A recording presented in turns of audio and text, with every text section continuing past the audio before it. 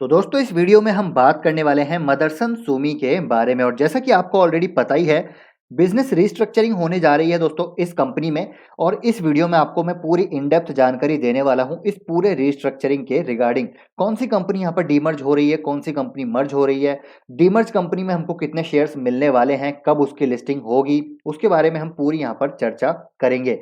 और साथ ही में दोस्तों ये इससे भी ज़्यादा इंपॉर्टेंट ये है कि क्या हमको यहाँ पर पैसा लगाना चाहिए या नहीं, क्या हमको एग्जिस्टिंग कंपनी में पैसा लगाना चाहिए या फिर जो नई कंपनी लिस्ट हो रही है उसमें पैसा लगाना चाहिए, उसके पीछे के क्या रीजंस है, क्या रैशनल है, इस वीडियो में आपको मैं समझाने वाला हूँ। सिर्फ ये जानना इंपॉर्टेंट नहीं है कि ये कंपनी मर्ज हो रही है, ये कंपनी डीमर्ज हो रही है, ये कंपनी लिस्ट होगी, इतना इंपॉर्टेंट नहीं है दोस्तों, क्योंकि इस डीमर्ज को प्ले करने के लिए हमको सारी जानकारी होनी चाहिए वैल्यूएशन पॉइंट ऑफ व्यू से भी, और कौन सी कंपनी यहाँ पर प्रॉफिटेबल है वो भी आपको बताऊंगा। मतलब बहुत सारी चीज़ें आपको इस वीडियो में बताने वाला हूँ, तो आपके लिए काफ़ी दोस्तों ये एक लर्निंगफुल वीडियो होने वाला है, काफ़ी इन्फॉर्मेटिव वीडियो होने वाला है, तो अंत तक ज़रूर देखिएगा।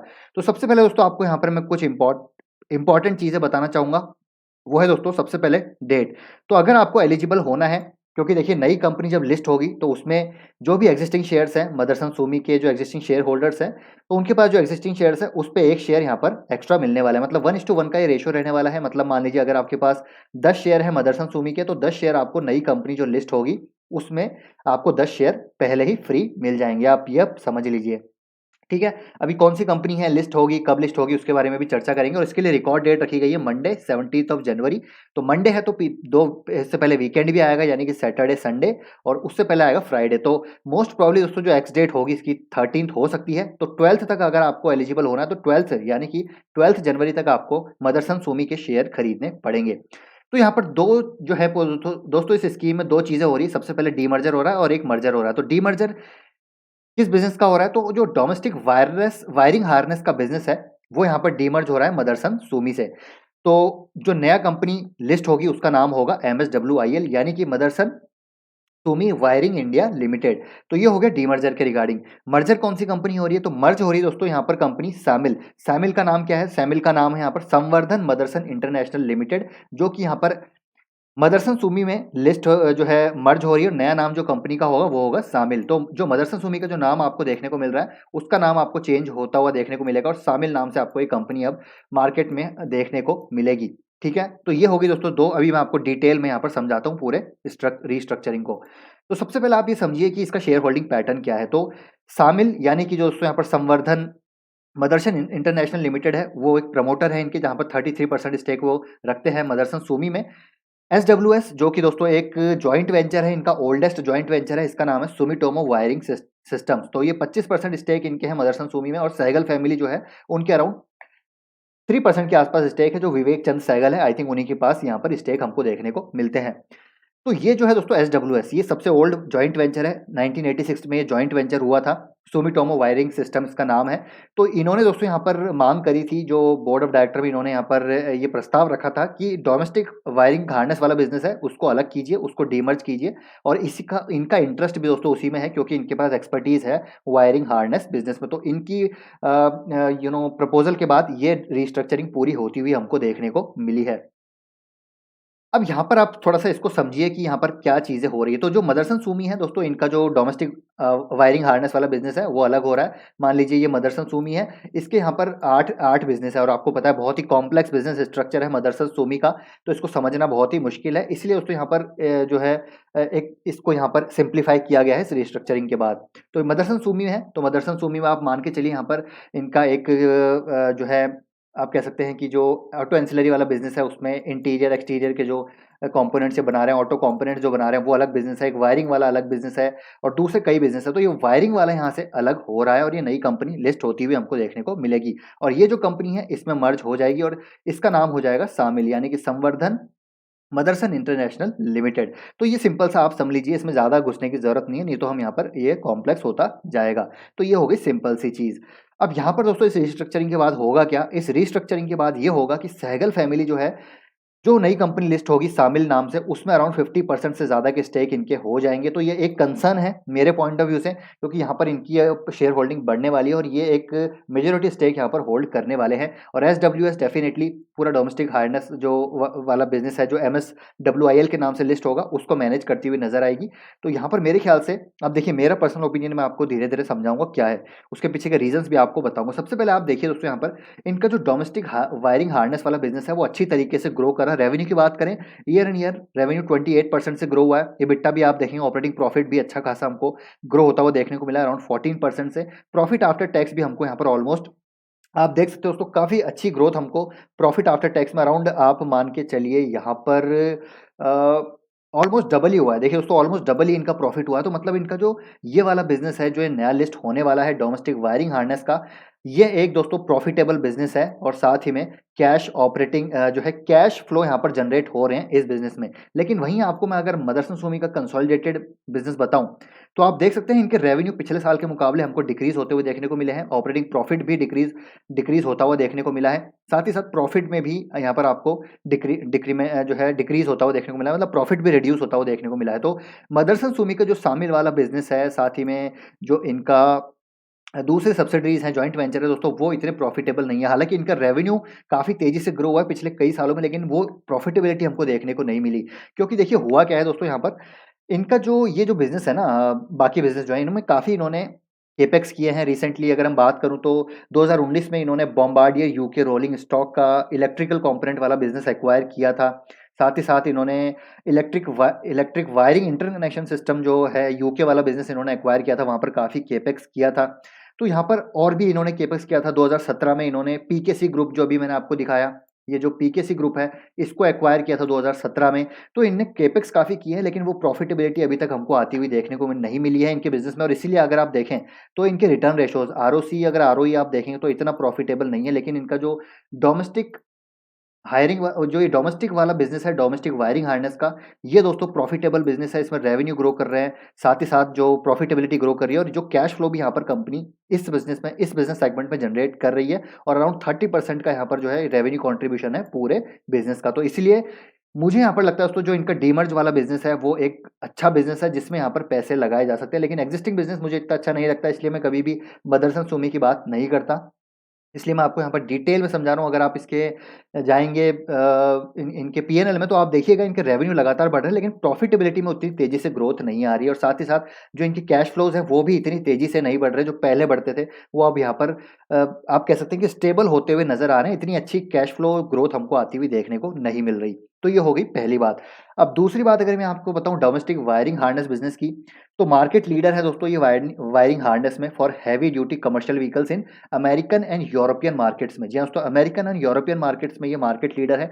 क्योंकि जैसे मैंने आपको बताया, पीकेसी ग्रुप का इन्होंने एक्विजिशन किया था, और पीकेसी ग्रुप यहाँ पर एक बड़ा नाम है। तो इन्होंने मार्केट लीडर यहाँ पर पोजीशन हासिल कर ली है अमेरिकन और यूरोपियन मार्केट्स में। जो हैवी ड्यूटी व्हीकल्स होते हैं, जो हैवी ट्रक्स हैं, हैवी बसेज हैं, ऑफ रोड हाईवे व्हीकल्स जो है, साथ ही साथ जो इलेक्ट्रिकल जो बसेस का आजकल इलेक्ट्रिकल ट्रक्स है जो है, उसका दोस्तों आगे आने वाले समय में हमको एक ग्रोथ आती हुई देखने को मिलेगी। तो उसके लिए ये कॉम्प्लेक्स स्पेशलाइज्ड केबल्स हैं, वो क्रिएट करते हैं इनका जो ये हार्नेस वायरिंग वाला बिज़नेस है।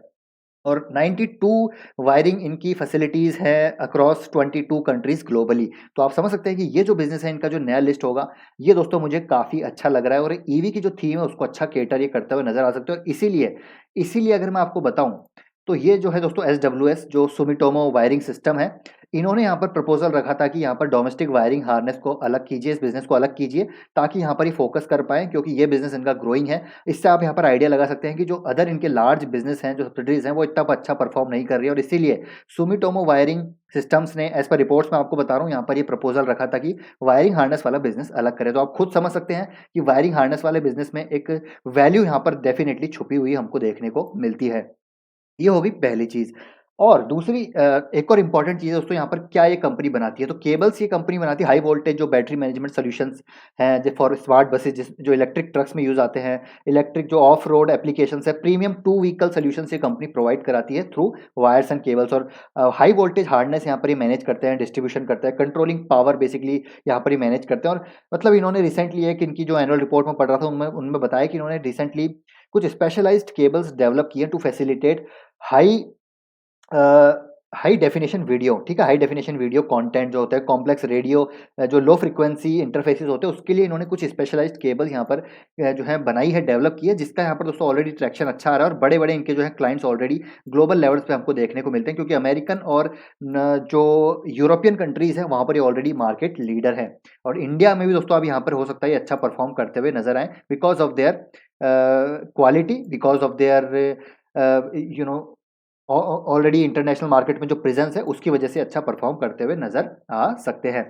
तो ये है दोस्तों मेरा जो मेरी थीसिस है डेफिनिटली यहाँ पर मैं मदरसन सुमी में इन्वेस्टेड नहीं हूँ, ये मैं आपको डिस्क्लेमर देना चाहूँगा। हो सकता है मैं यहाँ पर थोड़ा बहुत आपको बायस लग रहा हूँ क्योंकि मैं इन्वेस्टेड नहीं हूँ, लेकिन हाँ, बिज़नेस अच्छा है डेफिनिटली। मदरसन सुमी की अगर मैं बात करूँ कंसोलिडेटेड बिज़नेस इनका अच्छा है, लेकिन रिसेंटली इन्होंने एक अच्छे कदम भी उठाए हैं। इन्होंने न्यू बिज़नेस सेगमेंट में एंट्री ली है, जैसे कि इन्होंने एरोस्पेस में एंट्री ली है। मैं मदरसन सुमी की यहाँ पर बात कर रहा हूँ, जो इनका कंसोलिडेटेड बिज़नेस है उसकी बात मैं कर रहा हूँ, ठीक है? अगर आप इन्वेस्टेड हैं, तो डेफ़िनिटली इन्वेस्टेड रह सकते हैं क्योंकि बिज़नेस ग्रुप अच्छा है, ऐसी बात नहीं है कि बिज़नेस अच्छा है, मैनेजमेंट अच्छा है, ग्रो करा है, शेयर होल्डर्स के लिए वैल्यू क्रिएट की है, लेकिन पास्ट कुछ टाइम में इतना यहाँ पर दोस्तों जो है ग्रोथ हमको देखने को नहीं मिली है। तो जैसे मैं आपको बोल रहा था, मदरसन सुमी की बात करें जो इनकी सब्सिडरीज़ हैं, तो अभी इन्होंने रिसेंटली नए सेगमेंट्स लॉन्च किए हैं। एरोस्पेस में इन्होंने कदम रखा है, जहाँ पर इनके पास वो कैपेबिलिटीज़ हैं। लॉजिस्टिक्स सॉल्यूशंस ये कंपनी लॉजिस्टिक्स सॉल्यूशंस प्रोवाइड कराने वाली है, टेक्नोलॉजी सॉल्यूशंस प्रोवाइड कराने वाली है, साथ ही साथ इंडस्ट्रियल हेल्थ एंड मेडिकल में भी ये कदम रखने जा रहे हैं। तो ये पूरा नॉन ऑटोमोटिव सेगमेंट है इनका। ऑटोमोटिव सेगमेंट में तो आपको पता ही है इनका ऑलरेडी फोकस ऑलरेडी है, अच्छी खासी कंपनी है, ऑटो एंसिलरी कंपनी है, तो ऑटोमोटिव सेगमेंट में इनका पहले से ही फोकस है। लेकिन अब ये नॉन ऑटोमोटिव सेगमेंट यानी कि aerospace, logistics, technology, industrial health and medical में भी कदम रखने जा रहे हैं। और इनका कहना है कि करीब 25% तक का रेवेन्यू कंट्रीब्यूशन 2025 तक ये वाला जो नॉन ऑटोमोटिव सेगमेंट है, ये करता हुआ देखने को मिलेगा टोटल सेल्स में। तो ये है दोस्तों इम्पोर्टेंट चीज़। अब यहाँ पर इम्पोर्टेंट जानना हमारे लिए ज़रूरी है कि हमको यहाँ पर क्या करना है। तो जैसे कि मैंने आपको दोस्तों थोड़ी देर पहले बताया कि अगर आप देखें तो सेल्स इनकी अच्छी खासी ग्रो हो रही है, लेकिन प्रॉफिटेबिलिटी में आप देखिए यहाँ पर 1200 करोड़, 1500 करोड़, 1500 करोड़, 1600 करोड़, 1100 करोड़, 1000 करोड़, तो प्रॉफिटेबिलिटी में वो चीज़ देखने को नहीं मिल रही जो यहाँ पर रेवेन्यू ग्रो हो रहा है, वो प्रॉफिटेबिलिटी इनकी आती हुई नज़र नहीं आ रही। तो ये एक कंसर्न है। कैश फ्लो अगर आप देखें तो कैश फ्लो यहाँ पे स्टेबल, पहले कितने अच्छी तरीके से कैश फ्लो ग्रो हुए 2015 तक, लेकिन उसके बाद देखिए स्टेबल से कैश फ्लोज हमको नज़र आ रहे हैं। रिसेंट में काफ़ी इन्होंने इन्वेस्टमेंट भी किया है, जैसे मैंने आपको बोला इन्होंने एक्विजिशंस किए हैं, ग्रोथ यहाँ पर पाने के लिए एक्विजिशंस किए हैं, लेकिन वो एक्विजिशंस इतना ज़्यादा फ्रूटफुल नहीं हो रहे हैं। जहाँ पर पीकेसी ग्रुप का इन्होंने एक्विजिशन किया था, बॉम्बार्डियर यूके रोलिंग स्टॉक्स में एक्विजिशन किया था, ठीक है? ये और भी थोड़े बहुत इन्होंने इन्वेस्टमेंट किए थे, लेकिन वो चीज़ें यहाँ पर देखने को नहीं मिल रही और इसी की वजह से आप देखेंगे तो इनके रिटर्न रेशोज़ इतने बेहतरीन यहाँ पर नज़र नहीं आ रहे। हालाँकि कंपनी अच्छी है, लेकिन रिसेंटली बात करें पिछले कुछ टाइम से तो इतनी ग्रोथ अच्छी नज़र नहीं आ रही। तो इसलिए मैं आपको क्या कहना चाहूँगा, तो मैं यहाँ पर दोस्तों यही कहना चाहूँगा कि अगर आपको इन्वेस्ट करना है, तो आप डेफ़िनिटली आप ऑलरेडी एक्जिस्टिंग शेयर होल्डर हैं मदरसन सुमी में, तो आप यहाँ पर बने रह सकते हैं और आपको एक शेयर जो मिलेगा नए wiring domestic wiring harness business का, जो नई कंपनी लिस्ट होगी MSWIL के नाम से, कब लिस्ट होगी वो भी मैं आपको यहाँ पर बता देता हूँ। तो वो लिस्ट होगी दोस्तों, वो लिस्ट होगी आज से करीब-करीब फ़ेब के आस-पास आपको लिस्ट होती हुई देखने को मिल सकती है, क्योंकि जो इनको एनसीएलटी का अप्रूवल मिला वो टी-डे था। एनसीएलटी का अप्रूवल इनको आई थिंक दिसंबर मिड के आस-पास मिला था, 15 से 20 दिसंबर के आस-पास। उसके 1 महीने जस्ट 1 महीने में आप देख सकते हैं रिकॉर्ड डेट आ चुकी है, रिकॉर्ड डेट 17 जनवरी आ चुकी है और इससे 2 महीने बाद, ऑलमोस्ट 2 महीने बाद, तो करीब-करीब मान के चलिए आप यहाँ से मार्च मिड से पहले-पहले हमको नई कंपनी की लिस्टिंग होती हुई देखने को मिल जाएगी। तो ये है timelines for the scheme execution. तो ये एक टेंटेटिव टाइमलाइन है, यहाँ पर कोई फिक्स अभी नहीं है, लेकिन इस हिसाब से देखें तो मार्च से पहले-पहले हमको नई कंपनी की लिस्टिंग होती हुई देखने को मिल जाएगी, जिसका नाम होगा MSWIL और जो एग्जिस्टिंग कंपनी है उसका नाम हो जाएगा सामिल, यानी कि संवर्धन मदरसन इंटरनेशनल लिमिटेड। तो ये कंपनी का नाम हो जाएगा और मदरसन स्विमिंग के नाम से आपको वो कंपनी फिर नहीं दिखेगी। तो यहाँ पर मेरा स्टांस यही है दोस्तों, अगर आपको इन्वेस्ट करना है तो आप डेफिनिटली अगर आप एक्जिस्टिंग इन्वेस्टर हैं तो आप बने रह सकते हैं, आपको एक शेयर मिल जाएगा। लेकिन अगर आप नए हैं तो मेरे ख्याल से थोड़ा-सा आपको यहाँ पर सावधान रहने की ज़रूरत है, क्योंकि इनका ये जो बिज़नेस है और जैसे मैंने आपको एक और चीज़ यहाँ पर मैंने आपको बताई कि सहगल फैमिली का 3% स्टेक है और इस रीस्ट्रक्चरिंग के बाद यहाँ पर ऑलमोस्ट अराउंड 51% का स्टेक हो जाएगा इनका नई एंटिटी में शामिल में। तो ये भी एक कंसर्न है मेरे लिए दोस्तों, यहाँ पर एक जो है आप कह सकते हैं कि नेगेटिव ट्रिगर है कि सहगल फैमिली का स्टेक यहाँ पर ज़्यादा हो जाएगा। तो ये मेरे लिए समझ मुझे नहीं आया इतना, यहाँ पर इस कैसी रिस्ट्रक्चरिंग की है और आप अगर पुरानी रिपोर्ट्स पढ़ेंगे तो शेयर होल्डर्स यहाँ पर नाराज़ भी थे थोड़े से इस रिस्ट्रक्चरिंग से।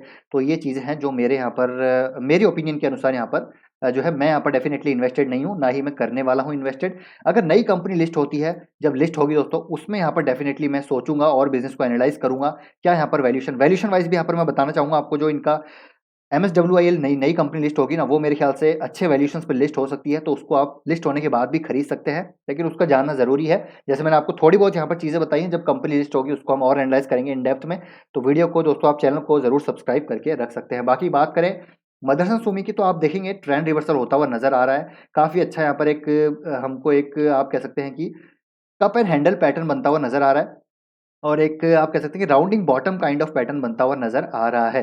तो एक बार ये अगर 260 क्रॉस करता है, तो मेरे ख्याल से आप यहाँ पर पोजीशन बना सकते हैं, फ्रेश एंट्री यहाँ पर कर सकते हैं, लेकिन अभी यहाँ पर मेरे ख्याल से इसमें आपको थोड़ा-सा अवॉइड करना चाहिए।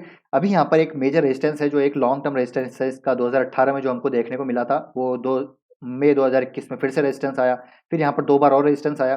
तो एक बार से रेजिस्टेंस को क्रॉस करने दीजिए, सस्टेन ब्रेकआउट यहाँ पर एक बार आने दीजिए, सस्टेनेबल ब्रेकआउट आएगा, तब आपको एक अच्छी खासी तेजी देखने को मिल सकती है। डिपेंड करता है यहाँ पर अगले आने वाले क्वार्टर्स के नंबर्स कैसे आते हैं मदरसन सोमी के, उस पे काफ़ी मेजरली यहाँ पर डिपेंड करता है। तो इसमें आप वेट एंड वॉच की स्ट्रैटेजी फॉलो कर सकते हैं। अगर आप इन्वेस्टेड हैं तो इन्वेस्टेड रहिए, कोई प्रॉब्लम नहीं है। लेकिन हाँ, नई कंपनी जब लिस्ट होगी उसको हम दोस्तों और एनालाइज करेंगे। तो आई होप इस वीडियो से आपको सारी जानकारी मिल गई होगी। वीडियो अच्छा लगा तो लाइक कीजिए, शेयर कीजिए, चैनल को सब्सक्राइब कर लीजिए। इसी प्रकार के बेहतरीन इन डेप्थ कॉन्टेंट के लिए मिलते हैं आपसे नेक्स्ट वीडियो में। Till then take care, bye bye.